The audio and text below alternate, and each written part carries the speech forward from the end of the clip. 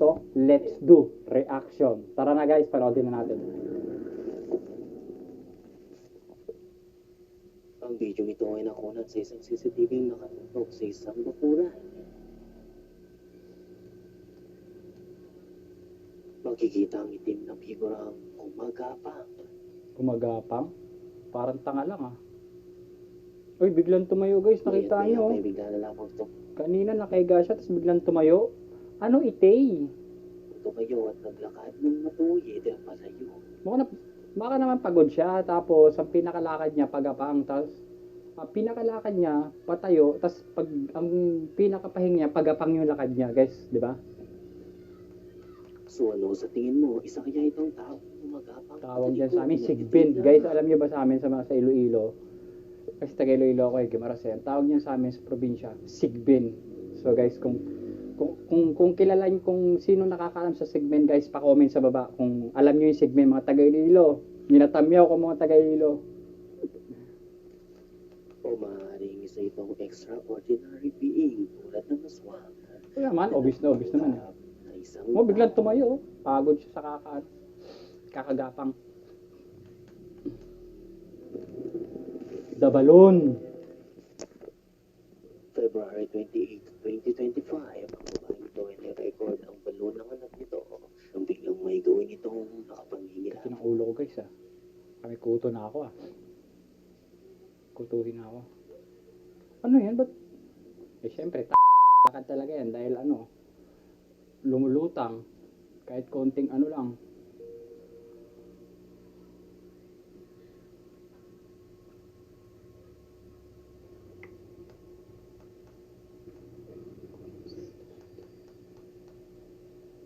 Ano daw? Sabi? Ano yan? Anong meron?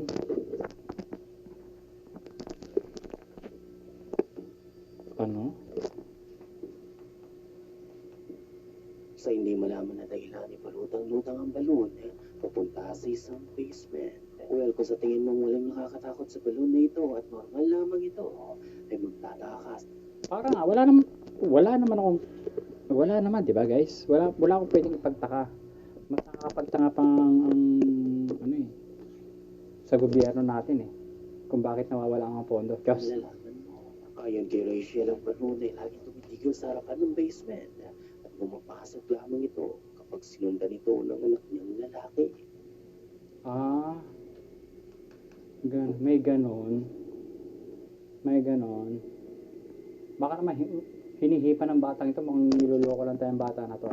Gugulpihin ko to, Diyos. Kung ang balon ay laging tumitigil sa entrance, sa pagkakataong ito makikita ang papasok na ang balon sa loob habang sinusundan ng anak nito. Maaaring isang crack o near flow ang nagiging dahilan ng paglutang ng balon at pagpasok nito. Pero ang kapagtataka ay bakit palagi itong nananatili sa harap ng pintuan kahit na nakabukas ito. Ang balon ay palutang-lutang at papunta lamang sa iisang direksyon. Ako ay may lobo, lumipad sa langit, hindi ko na nakita, lumipad na pala. Uy, putang ina, nagulat ako. Pero hindi pa rito nagtatapos ang pangyayari dahil recently around 9:30 p.m. ng gabi ay biglang ito ang makakapture ni Rachel. Sige nga, hindi mo makakapture mo. Anak ng tinapa naman, may sariling, parang may sariling buhay to. Hindi kaya remote control tong ano na to, itong balon na yan. Hindi kaya may nagko-control niyan, guys. Tignan natin.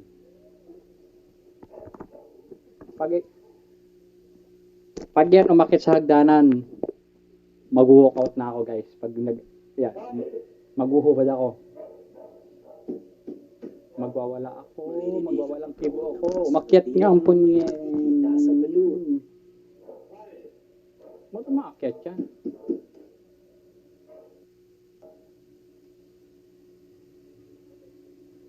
Si ano to eh, si Cookie. Tala. Tama ba? Sa semestre to ah. Dati na mali galit ako. Yan ang ginagapanakot sa akin ng nanay ko eh. Tumitingin pa ng picture. Parang may buhay ah.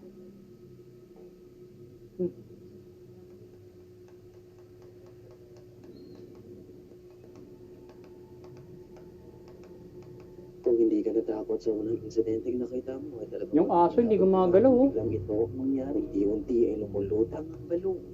Paakyat towards Rachel. Nang tuluyan na nga itong makakyat sa hagdanan, bigla na lamang itong tumigil. It defies the law of physics dahil tuluyan na nga itong tumigil. At nang nakamingilabot pa ay maririnig ang asong katahol-tahol na tila ba takot sa balon. Meron pero hindi kayo inano ng masamang espiritu yung balon na yan.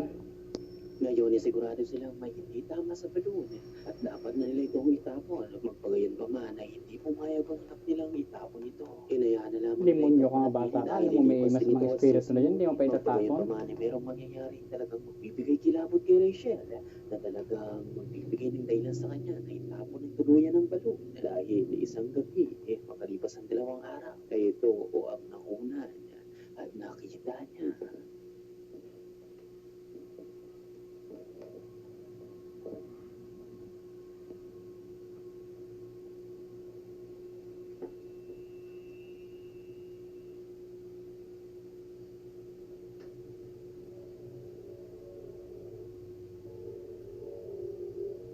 Ganda ng ba?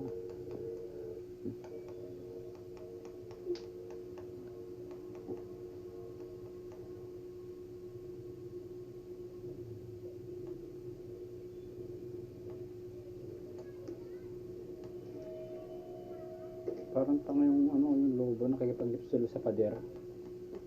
Masama talaga tong lobo na to. Pati ba naman pader?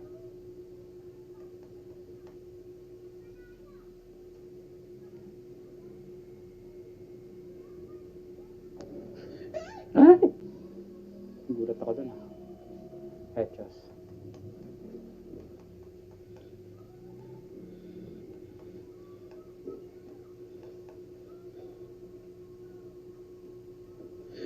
Mula sa itaas ng staircase, sa gilid ng pintuan, sa itaas nito ay makikita ang isang forehead na nakaturaw. Forehead? Wala bang 5 Labis na heads? nagilabot sa Rachel at napasigaw sa 4 heads nga, 5 heads. Kung mamatan ng maigi, Hugis to. isang figura ng tao ang Ay, pa ipatapon. Ginusto mo yan, Day.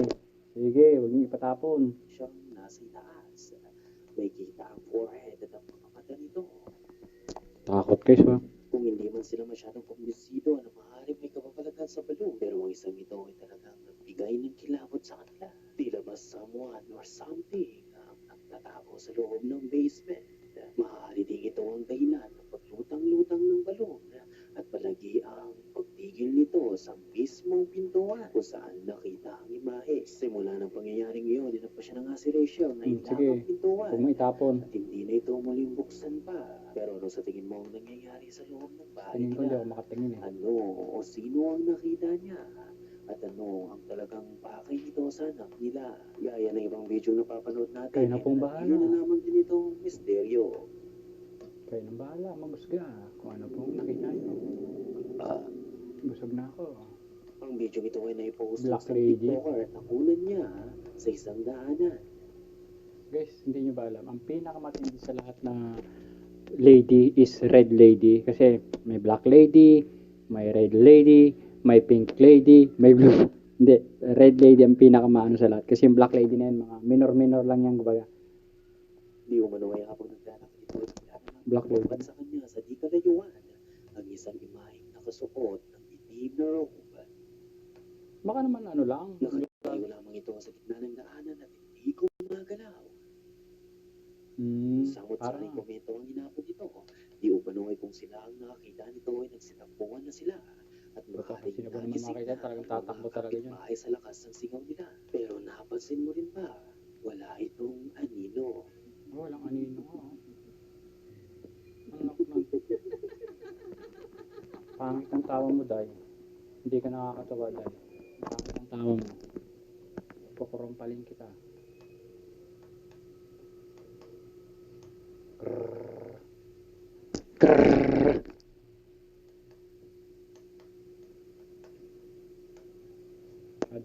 exposure, Day. Alis na dyan, Day. Exposure ka na. Sobrang dami na. Black lady ka.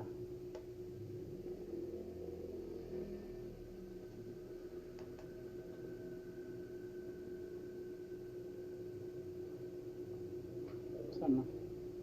Naglalakad daw ko lang anino. Ang galing.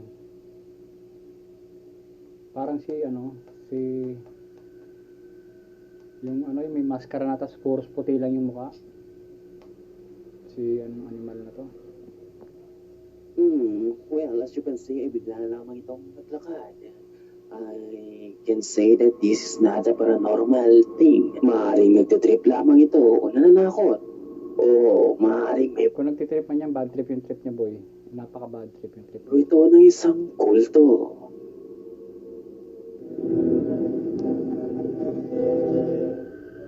Ang lalaking ito ay di umano ay nakakaranas ng mga kapapalagan. Ilang taon na sa pamamalagi nito sa kanyang tinitirahan. Di umano ay isang dark presence ang laging gumagambala sa kanya. Kaya naman kinunan niya ito ng video at hindi nga siya nagkamali. Paulit-ulit na lamang ito at talagang labis na siyang nangihilabot at hindi na makatulog. Isang gabi ay muli na naman itong nangyari. Madaling araw nang makarinig na naman siya ng kakaiba na nangyayari sa loob ng bahay niya. Pababa ito sa basement upang tingnan kung ano ito. At nang nasa baba na nga ito ng kadiliman ng basement, ay biglang ito ang masasaksiyan at makikita niya. Pero pues seamos sinceros, ¿no? Todos venimos a ver pues si pasa algo. Sabi niya dito, maraming maingay dito eh. Dati may nag-iinuman dito pero nung napagtas namin mag-inuman, biglang nagtatakbuhan, walang natitira. Sordo. Y si Paano no kasi pega la luz, yung mga waiter namin, hindi nag-ano, y se van a dar cuenta de nag-i-stay na matagal. 1, 2, 3 ang ginagawa. Lasing nga kami. Iinom pala namin tubig, hindi pala alak. Una, pues lo que busco es que dé más el aspecto de terror. Y dos, pues parece ser que lo que sea que sea una aparición aquí pues se alimenta como de la oscuridad, o no sé, ¿no? De hecho, eso fue lo que ustedes pusieron. Hindi kaya minumura na tayo nito. Hindi natin maintindihan sinasabi nito eh. Baka pinagmumura na tayo guys ha. Oye, pues por eso no, pero bueno, al final ya como yo les digo, no quieren caer está chido, ¿no? So yun, tingnan nyo hagdan namin, bagong-bago. Karayong lang itong bahay namin, oh. Tingnan nyo, oh. O, diba, bagong-bago yung hagdan namin.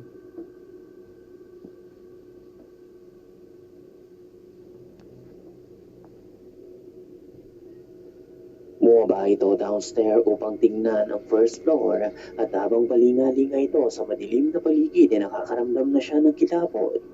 Mayat maya pa ay nagpa siya na nga siyang umakyat at bumalik sa kwarto pero dito ay mapatras ito nang makita nito ang isang dark figure na nakatayo sa gilid ng hagdanan.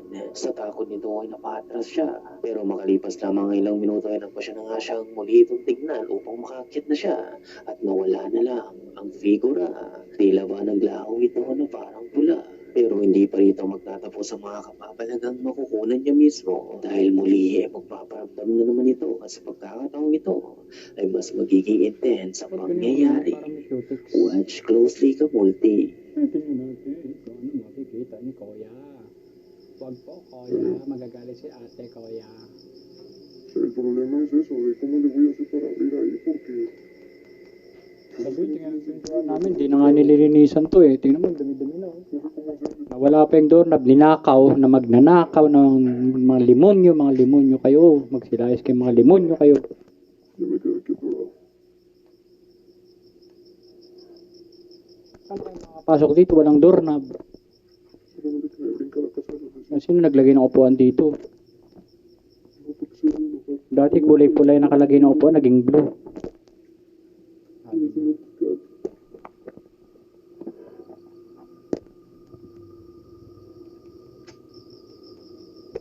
Sabi niya, paano tayo makakalabas nito? Wala na yung doorknob. Ninakaw ng mga limonyo kayo. Y es que mi papá no está aquí en México ahorita, sino pues para decirle no que venga acá desde la casa, pero pues no se va a poder.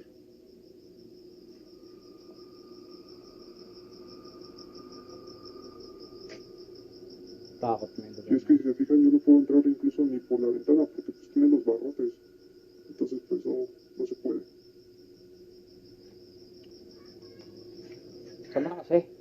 Tagal naman buksan, daming drama sa sa hagdanan. Hombre, que agarre la escalera Sige na, kami, tinuturo niya, sira yung hagdanan namin. y Ayun. suba hasta el techo y a ver si me puedo pasar del otro lado. Binuksan nito ang pintuan upang makalabas siya at dito na mismo makikita niya ang hinahanap niya mula sa bintana sa itaas na palapag ay makikitang nakadungaw ang dark figure. Limonyo ka nga, Nakatitig sa limonyo kanya. ka.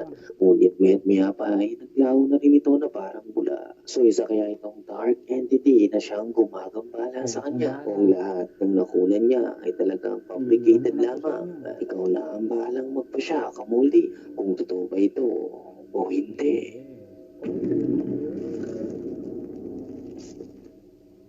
Ang video ito ay nagmula sa isang construction worker na nagtatrabaho sa mismong bahay na ito. At ayon sa kanya, habang nagtatrabaho siya, na may matutuklasan nito na hindi man lang minensyon ng amo nito sa kanya. Apparently ay merong crawl space sa loob ng bahay na natatakpan ng mga plywood. Dahil sa wala ring tao maliban sa kanya ay nagpasya siyang mag-explore sa loob ng closed room. Pero lingid sa kalaman niya ay sa itong malaking pagkakamaling magagawa niya. Ang mga susunod na video ay mismong video ni Elijah. Panurin mo maigi. But while I came across something that was really cool, and I feel like it sets this house apart.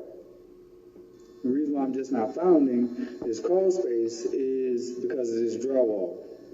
The owner, she had this drywall in the crawl space. That's not the cool thing about it. And I want y'all to check this out. So while I was here, I found this table, and also found this extra space. Bakit kasi pumasok dyan? Hindi ka naman pinapapasok ng amo mo dyan, pinaggagawa mo. We have a vent right there. Ginusto mo yan, boy. Footstep, yari ka ngayon, boy. Patay ka, boy. Patay ka sa I just namin, heard boy. some footsteps. Pasilan ka, boy. Takbo, dalagan, dalagan, dalagan, dalagan.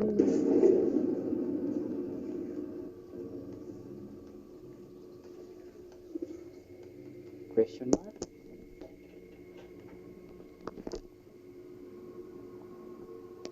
This can't be a spot. Himik kasi yung pintuan, pinasok mo. Explore pa more. Wala, may pusa sa labas. Naku, yan. Masabay yung pusa, guys. Katakot na, guys. Alas 12 na lang gabi to sa amin. Eh, Chas.